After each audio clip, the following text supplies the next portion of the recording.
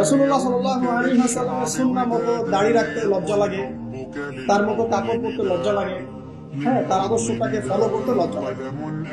অথচ সেই মানুষটাই কিয়ামতের মাঠে এই উম্মতের পক্ষে কথা বলবেন যে হে আল্লাহ আমার উম্মত, আমার উম্মত।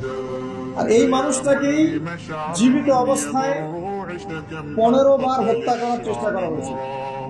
তাকে নবী মুহাম্মদ সাল্লাল্লাহু আলাইহি ওয়াসাল্লামকে বিস্তারিত জানতে বিশ্ববিখ্যাত বই আর রাহিকুল মাখতুম এটা করে দেখেন।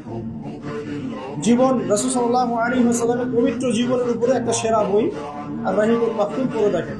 তাকে প্রায় 15 বার হত্যা করার চেষ্টা করা হয়েছে এবং তাকে প্রায় 16টা গালি খেতে হয়েছে সারা জীবন। কতগুলা? যার চরিত্রের মধ্যে যারা পরিমাণ কোনো পঙ্কিলতা নাই, তাকে মানুষ 16টা গালি দিয়েছে। মানুষ বলেছে এই ব্যক্তি জাদুকর, সাহের, নাউজুবিল্লাহ। এই ব্যক্তি কাযযাব, কাযযাব মানে মহামিথ্যাবাদী। কাযযাব মানে কি? মহামিথ্যাবাদী। তারপরে বলা হচ্ছে এই ব্যক্তি সাহের, জাদুকর। এই ব্যক্তি হচ্ছে মাজনুন, পাগল। এগুলো মানুষ বলেছে আইয়ামে জাহিলিয়াতের মাঝে। তো এই যে আবু জাহেল, আবু লাহাবরা যে কথাগুলো বলেছিল, আজকের এই সো কল্ড বাক স্বাধীনতার যুগে কিছু মানুষ এই কথা বলে না, বলে না? এরা কার উত্তর শুরু, বুঝতে পারছেন? নবী সাল্লাল্লাহু আলাইহি ওয়াসাল্লাম বলছেন তোমরা সবাই শুধু বলো কুল লা ইলাহা ইল্লাল্লাহ তুফলিহুন।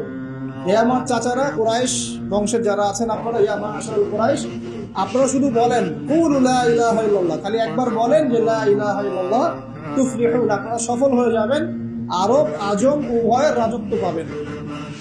নবীজি বলছেন এই জন্য আমাদেরকে এখানে একত্রিত করেছো।